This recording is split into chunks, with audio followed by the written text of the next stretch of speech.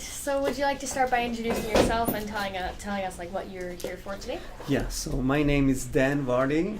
I'm here for the Holocaust Remembrance Symposium. I talked about returning to life, the experience of the Jewish people after the Holocaust and their attempt to go back to normal. Perfect, thank you.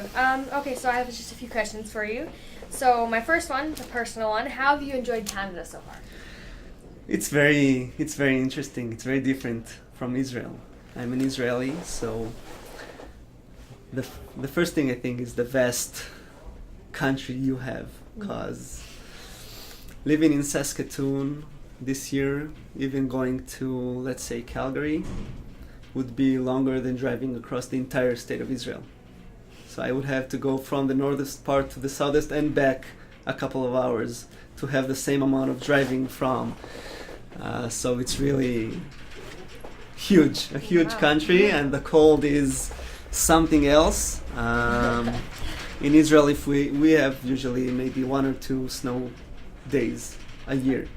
And if there's snow, then there's no school, no nothing, because we're so not accustomed to having winter. So yeah, it's been a crazy year, very interesting meeting all the people. And Okay, so what do you hope to have accomplished while in Canada this year?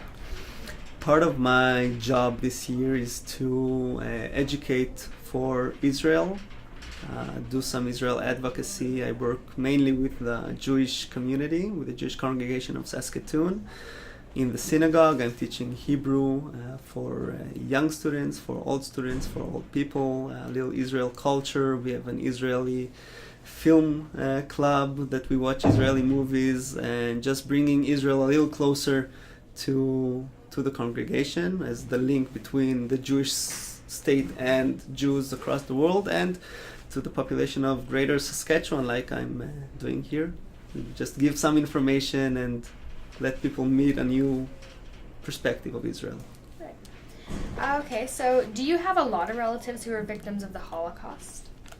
I have many. On my father's side, we were lucky because both my grandmother and grandfather came to Israel before the war, but still a lot of their family was killed by the Nazis, and many of them didn't survive.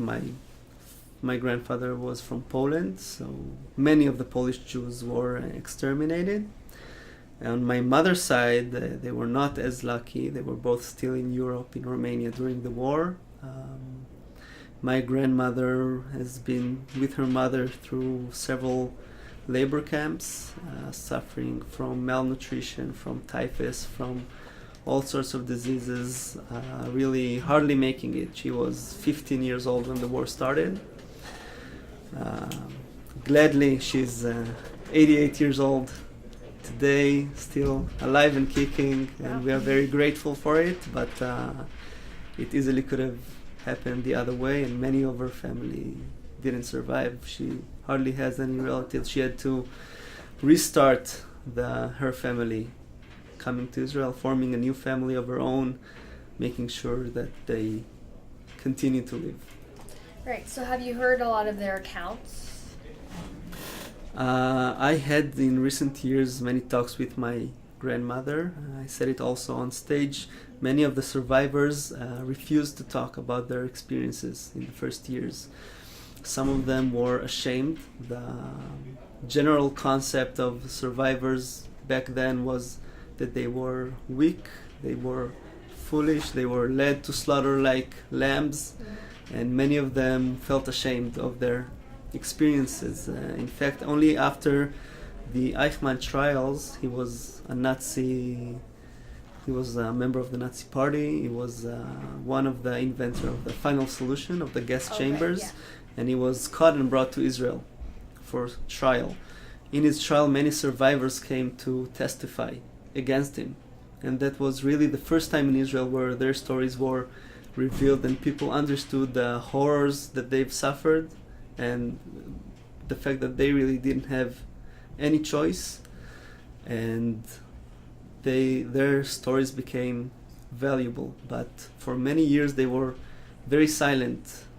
It's it's very hard talking about these topics, about your family being killed, about your experiences.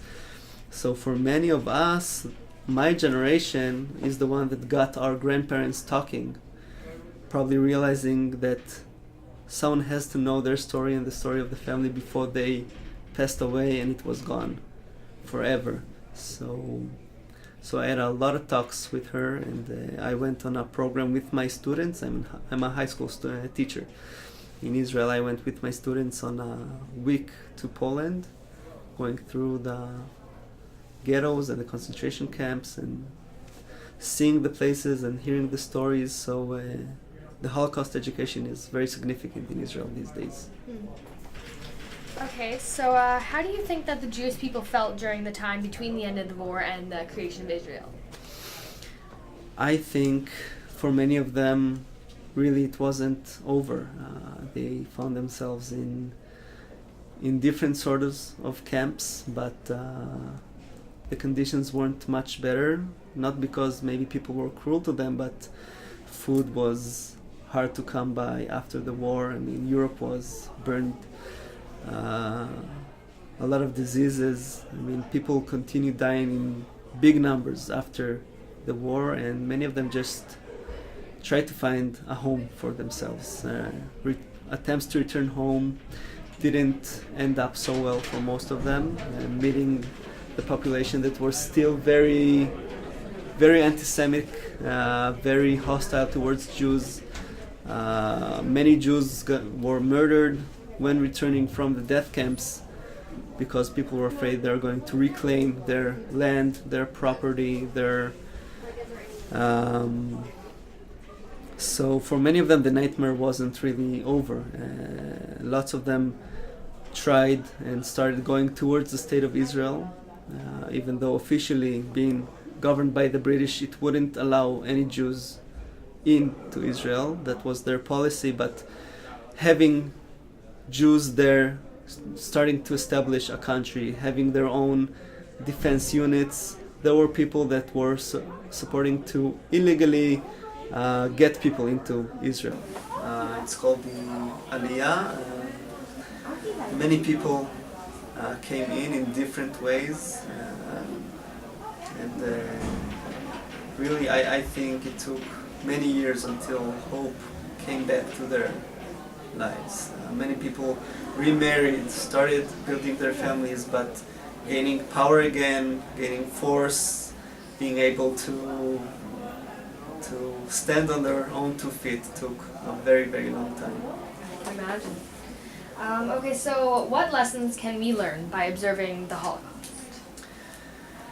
I think there's a very big human lesson to be taught from the Holocaust, and I don't think it's an issue only involving the Jews.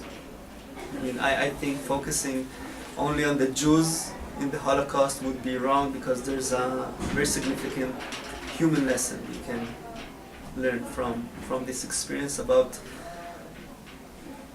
what people can end up doing. I think for many years people tried portraying the Nazis and their accomplices as animals, people saying that the Holocaust happened on a different planet. It was, I mean, not literally a different planet, but it was surreal. And I think by making it surreal, by making them monsters, you were missing a valuable lesson, that it's something human beings did to other human beings. And to see how that hate grew from a young age, from small stuff. I mean, at first, Jews weren't allowed to marry non-Jews. And then Jews weren't allowed to have their own businesses. Then Jews weren't allowed to vote. And slowly, the German society, the European society, stopped seeing them as equal right citizens. And you had propaganda movies and kids' books portraying Jews as fungus or as rodents that had to be exterminated. From age 3, you're reading these bedtime stories to your kids, so they get a certain impression of it, and by the time they decided on the final solution, they they boil the water enough so people would be comfortable in it. You know, they say that if you throw a frog into boiling pot of water, he'll jump right out. But if you put it alive in and you turn on the fire and it boils slowly, it wouldn't understand that it's being cooked, and it would just stay there until it dies. So in some aspect, that's what happened in Europe. They put all of them on the stove and slowly turned the heat until it was so natural that they could do what they do and go to sleep with a clean conscience. You know, a person was a death camp officer in charge of thousands of people being killed every day, and his shift, go home, walk his dog, read a story to his kid, and everything is normal. You know, it's just a job because they're not people. So I think that's the main lesson we need to learn. How easy it is to turn people against people, how easy it is to be teaching hate, and the importance of being taught to stand up for what is right, stand up for democracy, stand up for human rights wherever they are, that we're all one big human family. I think that's the main lesson I take from it. That's a great lesson. Okay, so is there anything else you would like to make note of at this time? No, I would really just like to thank the school and the school board and everyone involved in this program. I think it's so important to be exposed to it, and I know it's not something that, I mean, why would you in a school in Canada even talk about this event? And I think it's so important and so meaningful for me, for my people, for my family, that it's been remembered not only by us, that other people are saying we want to be another carrier of that memory. I want to learn about it, I want to know about it. I think it's really shows me that we are one human family. And I think on the behalf of the school division that we would like to thank you for coming to talk about it, because we would like to be educated, and it's nice to have someone who knows. My pleasure. Yeah. Okay, thank you very much. Thank you.